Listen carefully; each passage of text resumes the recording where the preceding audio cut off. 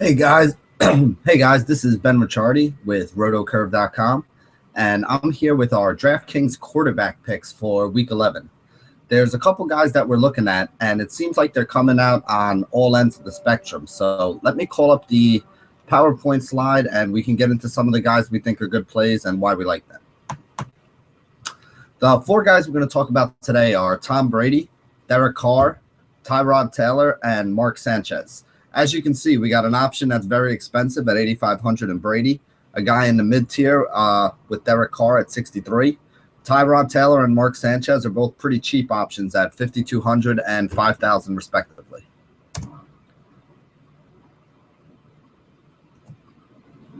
Oh, hold on here one second. Seems that this is frozen up.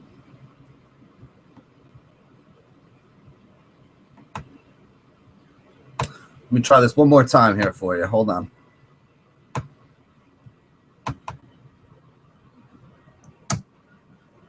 There you go. Tom Brady's the first guy we're going to talk about today. The Patriots are favored and at home. Buffalo has a very good run defense, which is why the Patriots threw a ton against them the first time these two teams met. The first time these two teams met, Tom Brady had 59 pass attempts, threw for over 460 yards and 3 touchdowns. This is the way people have been attacking Buffalo all season long. They're very good at stopping the run, but they can be beat through the air. So teams basically just don't even try to run the ball against them and just put the ball in the air 40 to 50 times. You know, as we can see by this game, the Patriots actually almost put it in the air 60 times the last time they played, and that's why Brady finished with such huge numbers. We think the game script pretty much sets up the same way with the Patriots being favored. It's a pretty high total game, and they're at home. So we should see a lot of Tom Brady in this one. Excuse me. Derek Carr is the next guy we're going to talk about here today. He's favored in a high total game, faces a Detroit defense that has allowed the third most fantasy points to quarterbacks. Oakland's pass offense has been absolutely on fire lately. They're averaging over 306 yards a game, and Carr is throwing for 2 touchdowns, 4 touchdowns, 4 touchdowns, and 3 touchdowns in his last 4 games, which gives him an average of over 3 touchdowns per game during that time frame. 305 yards breaks down into 15 fantasy points for you, and with 3 touchdowns break down into another 12. That means you're getting about a 27-point average out of Derek Carr over the last 4 weeks at a price of only $6,300. At a price of only $6,300, that's about 4.5 times value, which would put you on pace for a fantasy score somewhere in the 225 range. Crabtree and Cooper on the outside are one of the best pass-catching duos we have in the NFL. So Carr has plenty of weapons to use, even if you include his pass-catching running back in Latavius Murray. The next guy I want to talk about is going to be Tyrod Taylor, the other side of that Patriots-Buffalo game. He is way too cheap for a guy who will be trailing in a high total game. Patriots force teams to throw the ball a lot to keep up with them because they're putting so many points up on the scoreboard. The first time these two teams matched up, although a lot of it came in garbage time, I will definitely give you that. He had 29 DraftKings fantasy points versus the Patriots in week 2.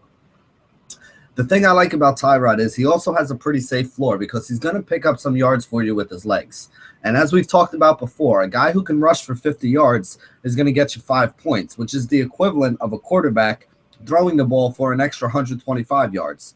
So even if Taylor only throws the ball for 200 yards or somewhere in that range, if he can pick up that 50 on the ground, it'd be like he had a game where he threw for 325, and anybody would take a guy throwing for 325 yards at a price of only $5,200. Plus, if he does run one into the end zone, you get 6 points for that as opposed to the 4 points you get for throwing one in. So that's like an extra 50 yards passing right there as well that you're adding to his score every time he can get in there with his legs. He did run one in with his legs in the first game, wound up with a lot of rushing yards, and also wound up throwing a couple in because you can throw against this Patriots defense. So I do think at $5,200, Tyrod Taylor is one of my favorite cheap options to roll out on Sunday. The last guy we're going to talk about, it's kind of tough for me to even talk about him as a Jets fan, but Mark Sanchez is definitely going to be somebody in play if Sam Bradford's going to be out. For me, Sanchez is the punt play of the week. He's a big favorite at home. Plays a middle-of-the-road pass defense, so it's not a great matchup, but it's not a horrible one either. The total in this game is not that high, so it doesn't exactly jump off the page, but I don't really think that matters with Sanchez being this cheap.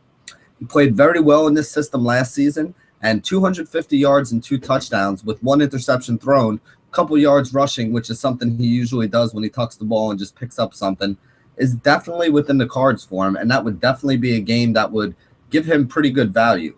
He also does have the ability, because of the high pace of that offense, to throw for 300 yards and 3 touchdowns, which we saw him do a couple times last year.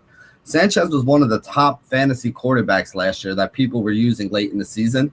He was putting up big numbers every game, and he was doing it at a low price and was really helping some people get to the top of some of these tournaments.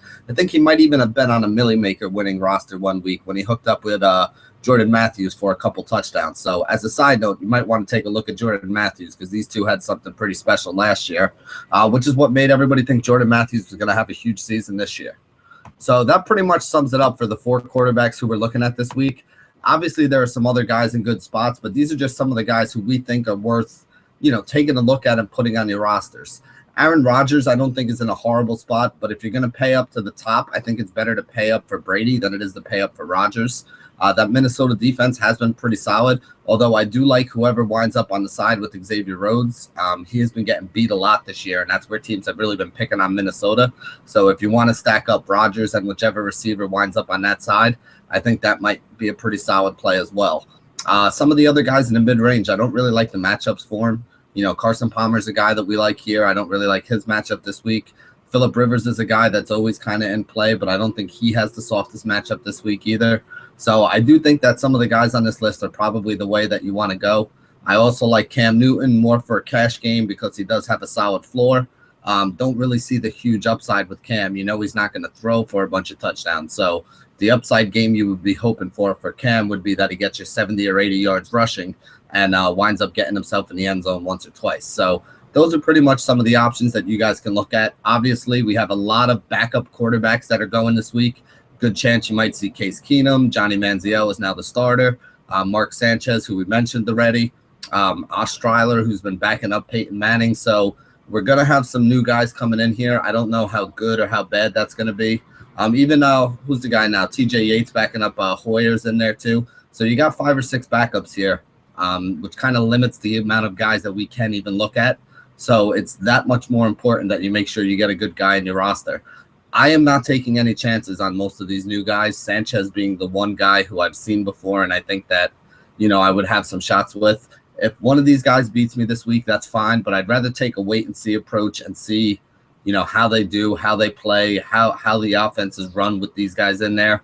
If they make any changes to it before I put one of them on my roster or have any feeling that, I want to roster one of these guys. Is it worth the GPP shot? Sure. Probably only in like a small dollar buy-in tournament. I don't think I would roll out $100 or $300 roster this weekend, put TJ Yates on it and hope that he's going to wind up winning me a whole bunch of money.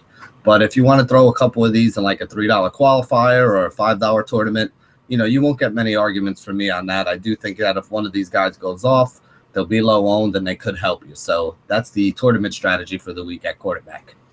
Thank you guys, as always, for joining us here at rotocurve.com. My name is Benny Ricciardi, and stay classy, DFS.